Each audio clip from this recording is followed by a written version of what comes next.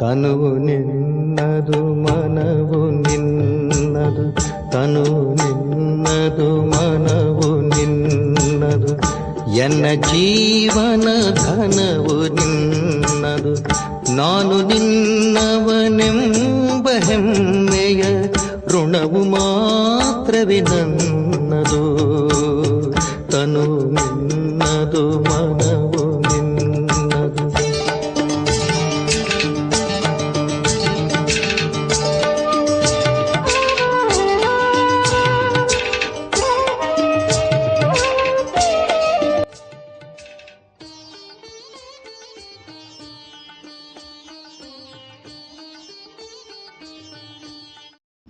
ಓಂ ಶಾಂತಿ.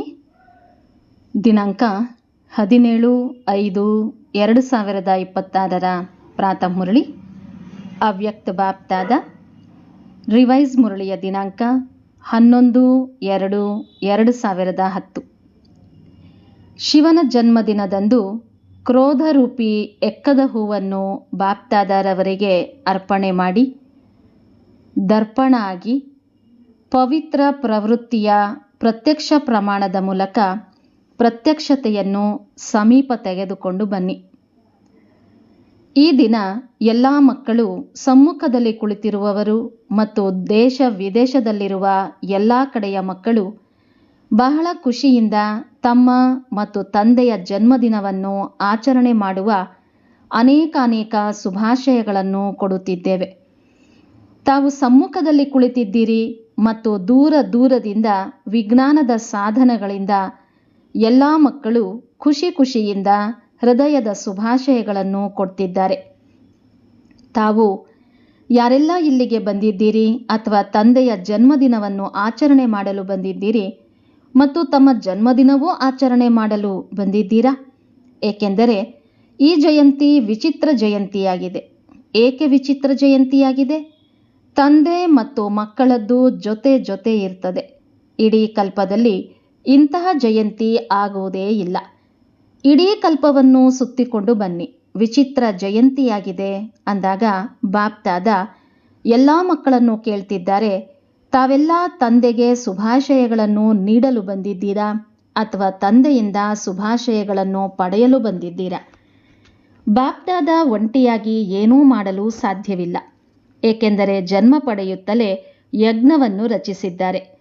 ಯಜ್ಞದಲ್ಲಿ ಬ್ರಾಹ್ಮಣರು ಬೇಕೆಂದರೆ ತಮ್ಮ ಜನ್ಮವೂ ತಂದೆಯ ಜೊತೆಯಾಗಿದೆ.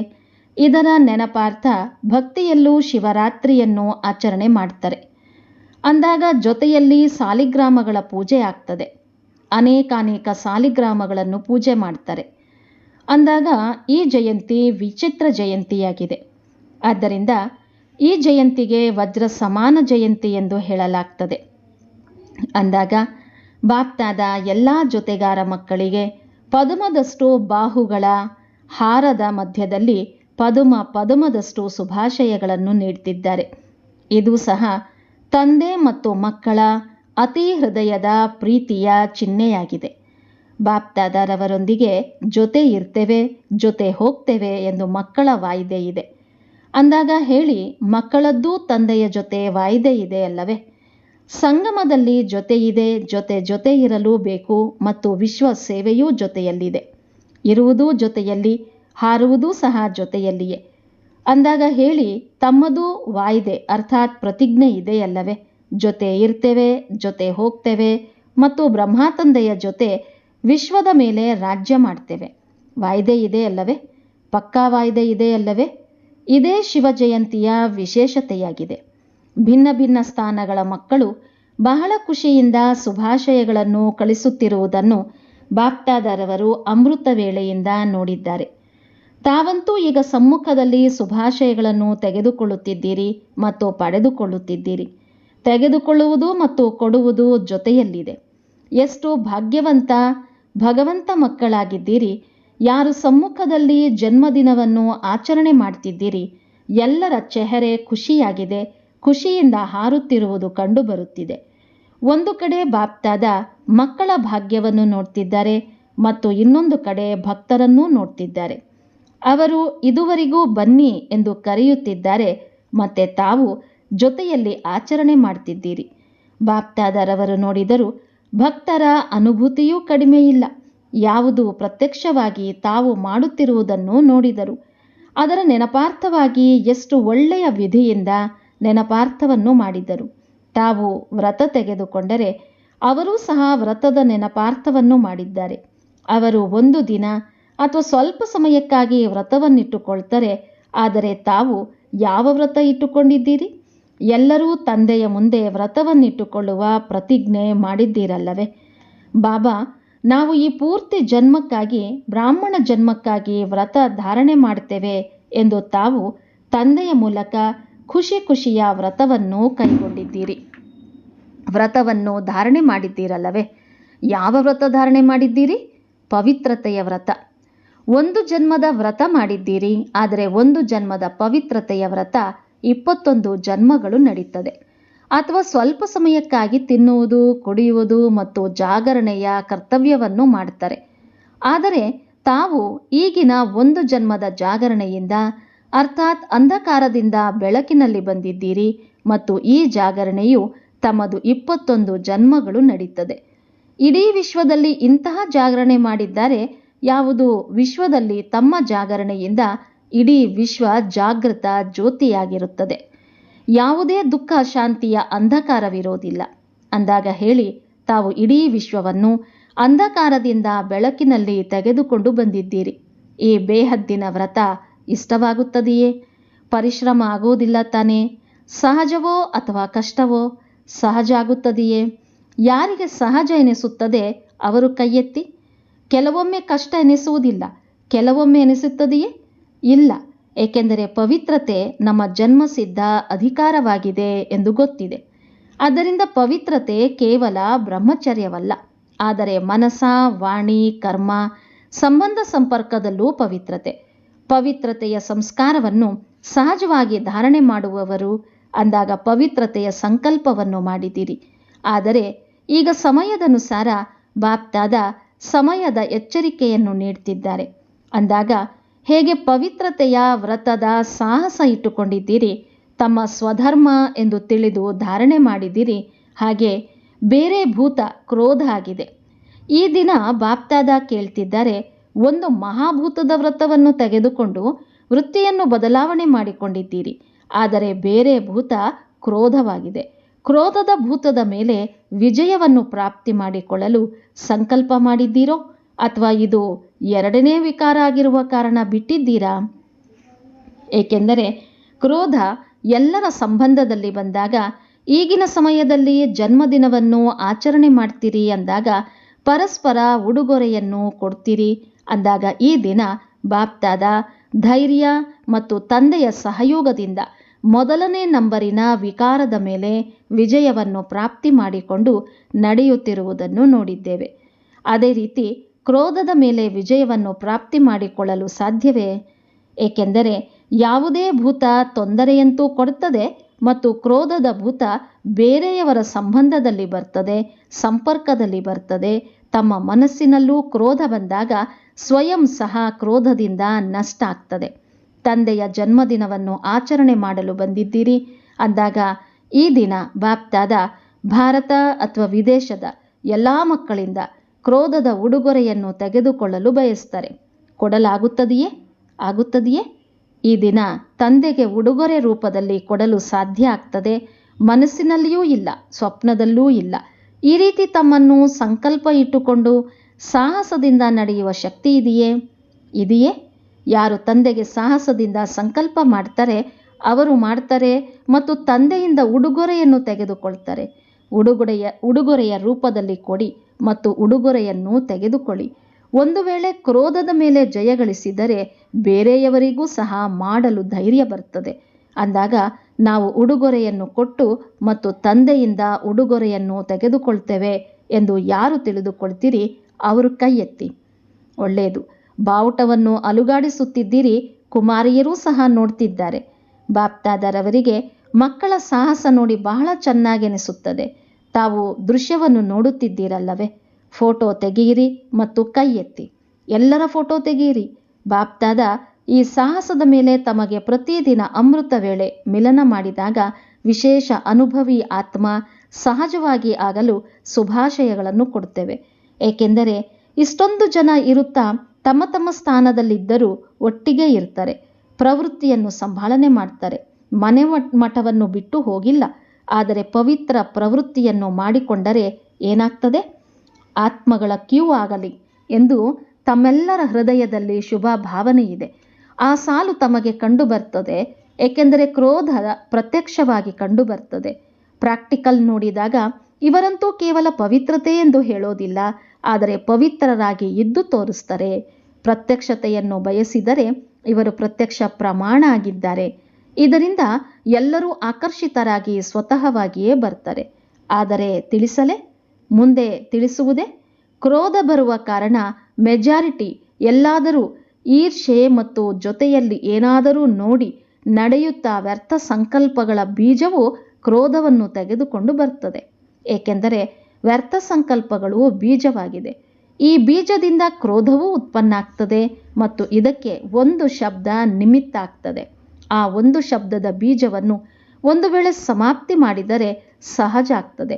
ಆ ಒಂದು ಶಬ್ದ ಏಕೆ, ಇದು ಏಕೆ ಆಗಿದೆ, ಇದು ಏಕಾಯಿತು, ಇದನ್ನು ಏಕೆ ಮಾಡಿದರು, ಇದನ್ನು ಏಕೆ ಮಾಡ್ತಾರೆ.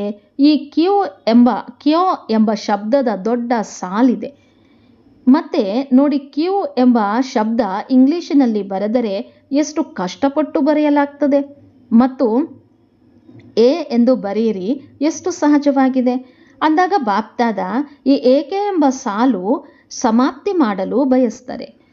ತಮ್ಮೆಲ್ಲರ ಯಾವ ಆಸೆ ಇದೆ, ಈಗ ಬೇಗ ಬೇಗ ತಂದೆಯ ಪ್ರತ್ಯಕ್ಷತೆ ಆಗಲಿ ಎಂದು ಪ್ರತಿಯೊಬ್ಬರ ಹೃದಯದಲ್ಲಿ ತಂದೆಯ ಸ್ನೇಹದ ಬಾವುಟ ಹಾರಿಸಲಿ ಮತ್ತು ಹೃದಯದಲ್ಲಿ ತಮ್ಮ ಬಾಬಾ ಬಂದಿದ್ದಾರೆ, ಮಧುರ ಬಾಬಾ ಬಂದಿದ್ದಾರೆ ಎಂದು ಹಾಡಲಿ. ಇದನ್ನೇ ಬಯಸುತ್ತೀರಲ್ಲವೇ? ಬೇಗ ಬೇಗ ಪ್ರತ್ಯಕ್ಷತೆಯ ಬಾವುಟ ಎಲ್ಲರ ಹೃದಯದಲ್ಲಿ ಹಾರಲಿ. ಇದರ ಕಾರಣ ಏಕೆ, ಏನು, ಹೇಗೆ ಆಗ್ತದೆ ಎಂಬ ಭಾಷೆಯನ್ನು ಸಮಾಪ್ತಿ ಮಾಡಿ. ಯಾವುದಾದರೂ ಹೇಳಬೇಕೆಂದರೆ ಶುಭವನ್ನೇ ಮಾತನಾಡಿ. ಏಕೆ ಏಕೆ ಏಕೆ ಎಂದು ಮಾತನಾಡಬೇಡಿ. ಬಾಪ್ದಾದ ಮಕ್ಕಳ ಹಾಸ್ಟೆಲನ್ನು ತೆರೆದಾಗ ಪಾಕಿಸ್ತಾನದ ಮಾತಾಗಿದೆ. ಆದಿಯಲ್ಲಂತೂ ಜಗದಂಬ ಮಕ್ಕಳಿಗೆ ಇದನ್ನೇ ಹೇಳುತ್ತಿದ್ದರು. ಏಕೆ ಏನು ಎಂಬ ಭಾಷೆ ಮಾತನಾಡಬೇಡಿ. ಏಕೆ ಏನು ಎಂದು ಯಾರು ಹೇಳ್ತಾರೆ? ಅದು ಚೆನ್ನಾಗೆನಿಸುತ್ತದೆಯೇ? ಈಗ ಏಕೆ ಏನು ಎಂಬ ಕ್ಯೂ ಮಾಡಬೇಡಿ. ಹಾಜಿ, ಒಳ್ಳೆಯದು, ಬಹಳ ಒಳ್ಳೆಯದು, ನಾವೆಲ್ಲ ಸೇರಿ ಮಾಡ್ತೇವೆ, ಹಾರುತ್ತೇವೆ, ಈ ರೀತಿ ಮಾತನಾಡಿ. ಭಾಷೆಯನ್ನು ಪರಿವರ್ತನೆ ಮಾಡಲಾಗುತ್ತದೆಯೇ? ಏಕೆ ಏನು ಅಲ್ಲ, ಈ ಕ್ಯೂ ಬಿಟ್ಟಾಗ ಆ ಕ್ಯೂ ಆಗ್ತದೆ. ಅರ್ಥಾತ್ ಆತ್ಮಗಳ ಸಾಲು ನಿಲ್ಲುತ್ತದೆ. ನೋಡಿ, ಶಿವನ ಮೇಲೆ ಎಕ್ಕದ ಹೂಗಳನ್ನು ಹಾಕ್ತಾರೆ. ಈ ದಿನ ಶಿವರಾತ್ರಿಯನ್ನು ಆಚರಿಸುತ್ತಿದ್ದೀರಿ, ಶಿವನ ಜನ್ಮದಿನವನ್ನು ಆಚರಣೆ ಮಾಡ್ತೀರಿ. ಅಂದಾಗ ಎಲ್ಲರೂ ಈ ಕ್ರೋಧದ ಎಕ್ಕದ ಹೂವನ್ನು ಬಾಪ್ದಾದರವರಿಗೆ ಅರ್ಪಣೆ ಮಾಡಿದಾಗ ತಾವು ದರ್ಪಣ ಆಗ್ತೀರಿ. ಇಷ್ಟ ಅಲ್ಲವೇ? ಇಷ್ಟ ಅಲ್ಲವೇ? ಒಳ್ಳೆಯದು. ಈಗ ಹೋಲಿ ದಿನದಂದು ಬಾಪ್ದಾದ ಬಂದಾಗ ಅದರಲ್ಲಿ ರಿಸಲ್ಟ್ ನೋಡ್ತಾರೆ. ಸುಸ್ತಾಗಬೇಡಿ. ಆಗಲಿಲ್ಲ, ನಿಶ್ಚಯ ಬುದ್ಧಿಯವರಾಗಿ ಮಾಡಿ. ಆಗಲೇಬೇಕು ಮತ್ತು ಕೈ ಎತ್ತಿದ್ದೀರಿ. ಕೈ ಎತ್ತುವುದು ಅರ್ಥಾತ್ ತಂದೆಗೆ ಕೊಟ್ಟು ಬಿಡುವುದು. ಕೊಟ್ಟಿದ್ದೀರಲ್ಲವೇ? ಮತ್ತೆ ಕೈ ಎತ್ತಿ. ದಾದಿಗಳು ನೋಡುತ್ತಿದ್ದಾರೆ. ನೋಡುತ್ತಿದ್ದೀರಾ? ಚಪ್ಪಾಳೆ ಹೊಡೆಯಿರಿ. ಎಂದೂ ಧೈರ್ಯವನ್ನು ಬಿಡಬಾರದು. ಒಂದು ವೇಳೆ ಸ್ವಲ್ಪವಾದರೂ ಕಡಿಮೆಯಾದರೆ ಭವಿಷ್ಯಕ್ಕಾಗಿ ಧೈರ್ಯವನ್ನು ಬಿಟ್ಟು ಬಿಡಬಾರದು, ಮುಂದುವರಿಯುತ್ತಿರಬೇಕು. ಬಾಪ್ದಾದರವರು ಕಂಬೈಂಡ್ ಆಗಿದ್ದಾರೆ, ಜೊತೆ ಇದ್ದಾರೆ ಎಂದು ಹೇಳೋದಿಲ್ಲ, ಕಂಬೈಂಡ್ ಆಗಿದ್ದಾರೆ ಎಂದು ಹೇಳ್ತೀರಿ. ಅಂದಾಗ ಅಂತಹ ಸಮಯದಲ್ಲಿ ಏನಾದರೂ ಆದರೆ ಬಾಪ್ದಾದ ಕಂಬೈಂಡ್ ಆಗಿದ್ದಾರೆ, ಅವರನ್ನು ಎದುರಿನಲ್ಲಿ ಕರೆದುಕೊಂಡು ಬಂದು ಅರ್ಪಣೆ ಮಾಡಿ. ಆದರೆ ಬಾಪ್ದಾದ ಎಲ್ಲ ಮಕ್ಕಳು ನಂಬರ್ 1 ಆಗಲಿ ಎಂದು ಬಯಸ್ತಾರೆ. ಕೊಟ್ಟಿರುವ ವಸ್ತು ತಂದೆಯದ್ದಾಗಿದೆ. ಕೈ ಎತ್ತಿದ್ದೀರಿ ಅರ್ಥಾತ್ ಕೊಟ್ಟಿರುವ ವಸ್ತು ತಮ್ಮದಲ್ಲ, ಅದು ತಂದೆಯದ್ದಾಗಿದೆ. ಒಂದು ವೇಳೆ ಸಂಕಲ್ಪದಲ್ಲೂ ಬಂದರೆ ಸ್ವಾರ್ಥವಾಗ್ತದೆ. ಇದು ಕೆಟ್ಟದ್ದಾಗಿದೆ. ಕೊಟ್ಟಿರುವ ವಸ್ತು ಎಂದೂ ವಾಪಸ್ ತೆಗೆದುಕೊಳ್ಳೋದಿಲ್ಲ, ಏಕೆಂದರೆ ಅದು ನನ್ನದಲ್ಲ. ಈ ದಿನ ಬಾಪ್ದಾದ ಎಲ್ಲ ಕಡೆಯ ಯಾರು ಸ್ಕ್ರೀನ್ನಲ್ಲೂ ನೋಡುತ್ತಿದ್ದಾರೆ, ಅಲ್ಲಿ ಕುಳಿತಿದ್ದರೂ ಎಲ್ಲರೂ ಖುಷಿ ಖುಷಿಯಿಂದ ನೋಡುತ್ತಲೂ ಇದ್ದಾರೆ, ಮತ್ತೆ ಸಂಕಲ್ಪವನ್ನೂ ಮಾಡ್ತಿದ್ದಾರೆ. ಅಂದಾಗ ಮಧುಬನ ಮತ್ತು ಎಲ್ಲ ಸೇವಾ ಕೇಂದ್ರಗಳು ಏನಾಗುತ್ತವೆ? ಎಲ್ಲ ಸೇವಾ ಕೇಂದ್ರಗಳು ನಿರ್ವಿಘ್ನ ವರದಾನಿಗಳಾಗ್ತವೆ. ಇಷ್ಟ ಅಲ್ಲವೇ? ಇಷ್ಟ ಇದೆಯೇ? ಏಕೆಂದರೆ ಬಾಪ್ತಾದ ಈಗ ಅಚಾನಕ್ ದುಃಖ ಅಶಾಂತಿಯ ಕಾರಣ ಪರಿಸ್ಥಿತಿ ಆ ರೀತಿ ಬರ್ತದೆ. ಇದರಿಂದ ತಮಗೆ ಎಲ್ಲರ ಮೇಲೆ ದಯೆ ಬರ್ತದೆ. ಏಕೆಂದರೆ ತಾವು ಪೂರ್ವಜರಾಗಿದ್ದೀರಿ, ಪೂಜ್ಯರೂ ಆಗಿದ್ದೀರಿ. ಅಂದಾಗ ಪೂರ್ವಜರು ಯಾವುದಾದರೂ ಸುಖ ಅಥವಾ ತೊಂದರೆಗಳನ್ನು ನೋಡಲು ಸಾಧ್ಯವಿಲ್ಲ. ಯಾರ ಮೇಲೆ ಪ್ರೀತಿ ಇರ್ತದೆ, ದಯೆ ಇರ್ತದೆ, ಅವರ ದುಃಖವನ್ನು ನೋಡಲು ಸಾಧ್ಯವಿಲ್ಲ. ಅಂದಾಗ ಸಮಯ ತಮ್ಮನ್ನು ಪರಿವರ್ತನೆ ಮಾಡಲಿ ಎಂದು ಬಾಪ್ತಾದ ತಿಳಿಯುತ್ತಾರೆ. ಇದಕ್ಕಿಂತ ಮೊದಲು ತಾವು ಪುರುಷಾರ್ಥದ ಪ್ರಾರಬ್ಧವನ್ನು ಈಗಿನಿಂದ ಅನುಭವ ಮಾಡಿ. ಏಕೆಂದರೆ ತಮಗೆ ಕಲಿಸುವವರ ಸಮಯ ಇಲ್ಲ. ಸಮಯ ತಮ್ಮ ಟೀಚರ್ ಅಲ್ಲ. ಹೋಲಿ ದಿನದಂದು ಪ್ರತಿಯೊಬ್ಬರೂ ತಮ್ಮ ರಿಸಲ್ಟ್ ದೊಡ್ಡದಾಗಿ ಬರೆಯಬೇಡಿ. ಅದನ್ನು ಓದುವ ಸಮಯವೂ ಇರೋದಿಲ್ಲ. ಆದರೆ ಬಾಪ್ತಾದರವರು ಮೊದಲು ತಿಳಿಸಿದರು, ಹೇಗೆ ತಮಗೆ ವರದಾನದ ಸಣ್ಣ ಕಾರ್ಡ್ ಸಿಗುತ್ತದೆಯಲ್ಲವೇ, ಎಷ್ಟು ಚಿಕ್ಕದಾಗಿರ್ತದೆ. ಅದರ ಮೇಲೆ ಓಕೆ ಎಂದು ಬರೆಯಿರಿ. ಒಂದು ವೇಳೆ ತಮ್ಮಲ್ಲಿ ಪುರುಷಾರ್ಥ ಮಾಡ್ತಾ ಏನಾದರೂ ಆದರೆ ಓಕೆ ಮಧ್ಯದಲ್ಲಿ ಗೆರೆ ಎಳೆಯಬೇಕು. ಸಹಜ ಅಲ್ಲವೇ? ಇಷ್ಟು ಕಾಗದವನ್ನು ವ್ಯರ್ಥ ಮಾಡಬೇಡಿ. ಒಂದು ವೇಳೆ ಹೆಚ್ಚು ಬಾರಿಯಾದರೆ ಒಮ್ಮೆ 2 ಬಾರಿ 3ನೇ ಬಾರಿ ಲೈನ್ ಮಾಡ್ತಾ ಹೋಗಬೇಕು ಮತ್ತು ಹೋಲಿಗೆ ಮೊದಲು ಮಧುಬನಕ್ಕೆ ಕಳಿಸಬೇಕು. ಭಲೆ ಒಟ್ಟಿಗೆ ಸೇರಿಸಿ ಟೀಚರ್ ಕಳಿಸಲಿ, ಬಾಪ್ತಾದರವರ ಬಳಿ ರಿಸಲ್ಟ್ ತಲುಪ್ತದೆ. ಇದರಲ್ಲಿ ಯಾರು ನಂಬರ್ 1 ಆಗಿದ್ದಾರೆ, ಬಾಪ್ತಾದ ತಮಗೆ ಪದುಮದಷ್ಟು ಹೃದಯದ ಸ್ನೇಹದ ಉಡುಗೊರೆಯನ್ನು ಕೊಡ್ತಾರೆ. ಡಬಲ್ ವಿದೇಶಿಗಳಲ್ಲವೇ? ಕೈ ಎತ್ತಿ. ನಂಬರ್ 1 ನಂಬರ್ ತೆಗೆದುಕೊಳ್ಳುತ್ತಿದ್ದೀರಲ್ಲವೇ? ನೋಡೋಣ, ಭಾರತದವರು ತೆಗೆದುಕೊಳ್ಳುತ್ತಾರೋ ಅಥವಾ ವಿದೇಶದವರೋ? ಒಳ್ಳೆಯದು. ಬಾಪ್ತಾದರವರಂತೂ ಎಲ್ಲರನ್ನೂ ಭರವಸೆ ಉಳ್ಳವರನ್ನಾಗಿ ನೋಡೋದಿಲ್ಲ. ಆದರೆ ತಂದೆಯ ಆಸೆಗಳನ್ನು ಪೂರ್ಣ ಮಾಡುವ ತಂದೆಯ ಆಸೆಗಳ ದೀಪದ ರೂಪದಲ್ಲಿ ನೋಡಲು ಬಯಸ್ತಾರೆ. ಮಧುಬನದವರು ಏನು ಮಾಡ್ತಾರೆ? ಮಧುಬನದವರು ಕೈ ಎತ್ತಿ. ಕೆಳಗೆ ಮೇಲೆ ಎಲ್ಲ ಮಧುಬನದವರು, ಮೇಲೆ ಇರುವವರು ಕೈ ಎತ್ತಿ, ಉದ್ದವಾಗಿ ಎತ್ತಿ, ಅಲುಗಾಡಿಸಿ. ಒಳ್ಳೆಯದು. ಮಧುಬನದವರಂತೂ ನಂಬರ್ ತೆಗೆಯಬೇಕು, ತೆಗೆದುಕೊಳ್ಳಲೇ ಬೇಕಲ್ಲವೇ? ಏಕೆಂದರೆ ಮಧುಬನದವರನ್ನು ಬೇಗ ಕಾಪಿ ಮಾಡ್ತಾರೆ. ಒಳ್ಳೆಯದು. ಎಲ್ಲ ಕಡೆಯ ಕಂಬೈಂಡ್ ಆಗಿರುವವರು ನೋಡುತ್ತಲೂ ಇದ್ದಾರೆ, ಕೇಳುತ್ತಲೂ ಇದ್ದಾರೆ. ಆದರೆ ಎಲ್ಲರೂ ಯಾರು ಕೇಳುತ್ತಲೂ ಇಲ್ಲ, ಅವರು ಮುರಳಿಯ ಮೂಲಕ ಕೇಳ್ತಾರೆ. ಅಂದಾಗ ಎಲ್ಲ ಕಡೆಯ ಬಾಬಾರವರ ಸ್ನೇಹಿ, ಸಹಯೋಗಿ, ಮಧುರಾತಿ ಮಧುರ, ಬಹಳ ಪ್ರಿಯ ಮಕ್ಕಳಿಗೆ ಬಾಪ್ತಾದ ಪದುಮದಷ್ಟು ಶುಭಾಶಯಗಳನ್ನು ನೀಡುತ್ತಿದ್ದಾರೆ, ಧನ್ಯವಾದಗಳನ್ನು ನೀಡುತ್ತಿದ್ದಾರೆ. ಜೊತೆಯಲ್ಲಿ ಪ್ರತ್ಯಕ್ಷತೆಯ ಬಾವುಟ ಬೇಗ ಹಾರಿಸುವ ಸಂಕಲ್ಪವನ್ನೂ ನೀಡುತ್ತಿದ್ದಾರೆ. ಸಮಯಕ್ಕೆ ಕಾಯುವುದಲ್ಲ, ಸಮಯವನ್ನು ಟೀಚರನ್ನಾಗಿ ಮಾಡಿಕೊಳ್ಳಬಾರದು. ತಂದೆ ಶಿಕ್ಷಕ ಮತ್ತು ಸದ್ಗುರು ಆಗಿದ್ದಾರೆ. ಹೇಗೆ ತಮ್ಮ ಜಗದಂಬಾರವರು ಮಾಡಿದರು. 2 ಶಬ್ದದಲ್ಲಿ ನಂಬರ್ ತೆಗೆದುಕೊಂಡರು. ಬಾಬಾ ಹೇಳಿದರು ಮತ್ತು ಜಗದಂಬಾರವರು ಮಾಡುತ್ತಿದ್ದರು. ಈ ರೀತಿ ತೀವ್ರ ಪುರುಷಾರ್ಥ ಮಾಡಿದರು ಮತ್ತು ನಂಬರ್ ತೆಗೆದುಕೊಂಡರು. ತಾವೆಲ್ಲರೂ ಸಹ ಒಪ್ಪಿಕೊಳ್ಳುತ್ತೀರಲ್ಲವೇ? ತಾವು ಸಹ ಫಾಲೋ ಮದರ್ ಜಗದಂಬ. ಒಳ್ಳೆಯದು. ಎಲ್ಲರಿಗೆ ನೆನಪು, ಪ್ರೀತಿ ಮತ್ತು ಬಹಳ ಹೃದಯದ ಆಶೀರ್ವಾದಗಳನ್ನು ಸ್ವೀಕಾರ ಮಾಡಿ ಮತ್ತು ಜೊತೆಯಲ್ಲಿ ತಂದೆ ಮಕ್ಕಳನ್ನು ಮಾಲೀಕರನ್ನಾಗಿ ನೋಡಿ ನಮಸ್ತೆ ಮಾಡುತ್ತಿದ್ದಾರೆ. ನಾವೆಲ್ಲ ಆತ್ಮಿಕ ಮಕ್ಕಳ ಆತ್ಮಿಕ ತಂದೆಗೆ ನಮಸ್ತೆ ನಮಸ್ತೆ ನಮಸ್ತೆ. ಒಳ್ಳೆಯದು. ಬಾಪ್ತಾದರವರು ಎಲ್ಲ ಝೋನಿನಲ್ಲಿ ವಾರಸುದಾರರನ್ನು ಮತ್ತು ಪ್ರಭಾವಶಾಲಿ ಮೈಕ್ ಮಾಡಿ ಯಾರ ಅನುಭವ ಕೇಳಿ ನಾವು ಈ ರೀತಿ ಆಗಬೇಕು ಎಂಬ ಪ್ರೇರಣೆ ಬರಲಿ. ಯಾರನ್ನಾದರೂ ಸಂತೃಪ್ತ ಮಾಡಿಸಬಹುದು. ಎಲ್ಲ ಝೋನಿನವರ ಲಿಸ್ಟ್ ಕಳಿಸಬೇಕು.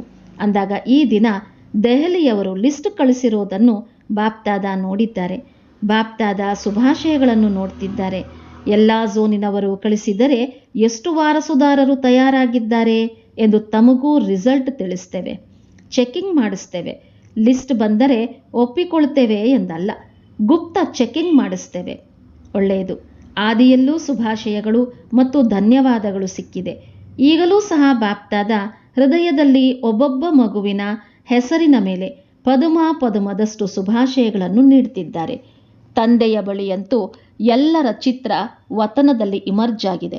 ಅಂದಾಗ ಬಾಪ್ತಾದ ಮಕ್ಕಳ ಜನ್ಮದಿನವನ್ನು ಆಚರಿಸಿದ್ದಾರೆ ಮತ್ತು ಮಕ್ಕಳು ತಂದೆಯ ಜನ್ಮದಿನ ಆಚರಣೆ ಮಾಡಿದ್ದಾರೆ. ಇಬ್ಬರಿಗೆ ಶುಭಾಶಯಗಳು. ವರದಾನ: ಸರ್ವರಿಗೂ ಗೌರವ ಕೊಡುತ್ತಾ ತಮ್ಮ ರೆಕಾರ್ಡನ್ನು ಸರಿಯಾಗಿಟ್ಟುಕೊಳ್ಳುವ ಸರ್ವರ ಸ್ನೇಹಿ ಭವ. ಯಾರೆಷ್ಟು ಎಲ್ಲರಿಗೆ ಗೌರವ ಕೊಡುತ್ತಾರೆಯೋ ಅಷ್ಟೇ ತಮ್ಮ ರೆಕಾರ್ಡನ್ನು ಸರಿಯಾಗಿಟ್ಟುಕೊಳ್ಳಲು ಸಾಧ್ಯವಾಗುವುದು. ಅನ್ಯರ ಬಗ್ಗೆ ಗೌರವವನ್ನಿಡುವುದು ತಮ್ಮ ರೆಕಾರ್ಡ್ ಮಾಡಿಕೊಳ್ಳುವುದಾಗಿದೆ. ಹೇಗೆ ಯಜ್ಞದ ಸಹಯೋಗಿಯಾಗುವುದೇ ಸಹಯೋಗ ತೆಗೆದುಕೊಳ್ಳುವುದಾಗಿದೆ, ಹಾಗೆಯೇ ಗೌರವ ಕೊಡುವುದೇ ಗೌರವ ತೆಗೆದುಕೊಳ್ಳುವುದಾಗಿದೆ. ಒಂದು ಬಾರಿ ಕೊಡುವುದು ಮತ್ತು ಅನೇಕ ಬಾರಿ ತೆಗೆದುಕೊಳ್ಳಲು ಹಕ್ಕುದಾರರಾಗುವುದು. ಹೇಳುವಾಗ ಈ ರೀತಿ ಹೇಳ್ತಾರೆ: ಕಿರಿಯರಿಗೆ ಪ್ರೀತಿ ಹಾಗೂ ಹಿರಿಯರಿಗೆ ಗೌರವ ಕೊಡಿ. ಆದರೆ ಯಾರು ಎಲ್ಲರನ್ನೂ ಹಿರಿಯರೆಂದು ತಿಳಿದು ಗೌರವ ಕೊಡುತ್ತಾರೆಯೋ ಅವರು ಎಲ್ಲರ ಸ್ನೇಹಿಯಾಗ್ತಾರೆ. ಇದಕ್ಕಾಗಿ ಪ್ರತಿ ಮಾತಿನಲ್ಲಿಯೂ ಮೊದಲು ತಾವು ಎಂಬ ಪಾಠವನ್ನು ಪರಿಪಕ್ವ ಮಾಡಿಕೊಳ್ಳಿ. ಸುವಾಕ್ಯ: ಬಾಪ್ದಾದರವರಿಂದ ಪ್ರಾಪ್ತಿಯಾಗಿರುವ ಶಿಕ್ಷಣಗಳು ಸಮಯದಲ್ಲಿ ನೆನಪಿಗೆ ಬರುವುದೇ ತೀವ್ರ ಪುರುಷಾರ್ಥವಾಗಿದೆ. ಸೂಚನೆ: ಇಂದು ಮಾಸದ ಈ 3ನೇ ರವಿವಾರವಾಗಿದೆ. ಎಲ್ಲ ಸಹೋದರ ಸಹೋದರಿಯರು ಸಂಘಟಿತ ರೂಪದಲ್ಲಿ ಏಕವ್ರತರಾಗಿ ಸಂಜೆ 6:30ರಿಂದ 7:30 ತಮ್ಮ ಪೂರ್ವಜ ಮತ್ತು ಪೂಜ್ಯ ಸ್ವರೂಪದ ಸ್ವಮಾನದ ಮೂಲಕ ಇಡೀ ಕಲ್ಪವೃಕ್ಷಕ್ಕೆ ತಮ್ಮ ಶುಭ ಭಾವನೆ ಮತ್ತು ಶುಭ ಕಾಮನೆಯ ಶಕ್ತಿಶಾಲಿ ಕಿರಣಗಳನ್ನು ಕೊಡುವ ಸೇವೆ ಮಾಡಿ. ಅವ್ಯಕ್ತ ಸೂಚನೆ: ಸದಾ ಅಚಲ ಅಡೋಲ ಏಕರಸ ಸ್ಥಿತಿಯ ಅನುಭವ ಮಾಡಿ. ಯಾರು ಆಲ್ರೌಂಡ್ ಸರ್ವಿಸ್ ಮಾಡುವವರಾಗಿದ್ದಾರೆ ಅವರಿಗೆ ವಿಶೇಷ ಈ ಮಾತಿನ ಗಮನ ಕೊಡಬೇಕು. ಯಾವುದೇ ಪರಿಸ್ಥಿತಿಯಲ್ಲಿ ತಮ್ಮ ಸ್ಥಿತಿ ಏಕರಸವಾಗಿರಬೇಕು, ಆಗ ಸಫಲತೆ ಸಿಗುವುದು. ಶ್ರೀಮತದಲ್ಲಿ ಯಾವಾಗ ಮನಮತ, ದೇಹ ಅಭಿಮಾನಿ, ತನದ ಮತ, ಶೂದ್ರತನದ ಮತ ಮಿಕ್ಸ್ ಆಗ್ತದೆ, ಆಗ ಸ್ಥಿತಿ ಏಕರಸವಾಗಿರಲು ಸಾಧ್ಯವಿಲ್ಲ. ಮನಸ್ಸು ಭಿನ್ನ ಭಿನ್ನ ರಸಗಳಲ್ಲಿದೆ ಎಂದರೆ ಸ್ಥಿತಿ ಸಹ ಭಿನ್ನ ಭಿನ್ನವಾಗಿದೆ. ಒಂದೇ ರಸದಲ್ಲಿರ್ತೀರಿ ಅಂದರೆ ಸ್ಥಿತಿ ಏಕರಸವಾಗ್ತದೆ. ಒಳ್ಳೆಯದು. ಓಂ ಶಾಂತಿ.